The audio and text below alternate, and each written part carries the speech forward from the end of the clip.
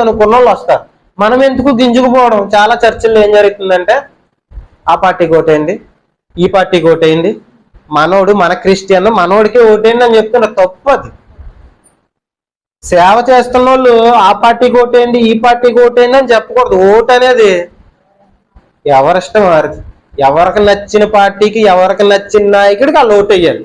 అర్థమవుతుందా? తీసుకెళ్ళకూడదు. ఈనాడు సంఘాలు ఎలాగున్నాయంటే అది పలానా పార్టీ సంఘం అండి, ఈ సంఘం పలానా పార్టీ సంఘం, ఆ సంఘం ఇంకో పార్టీ సంఘం. పార్టీల సంఘాలు ఏంటి? ఈ పార్టీ వాళ్ళందరూ ఆ సంఘానికి వెళ్తారంట, లేదా ఈ పార్టీ వాళ్ళందరూ ఈ సంఘానికి వెళ్తారంట. సంఘానికి పార్టీకి సంబంధం ఏంటి అసలు? ఇలాగే తయారైపోయినాయండి.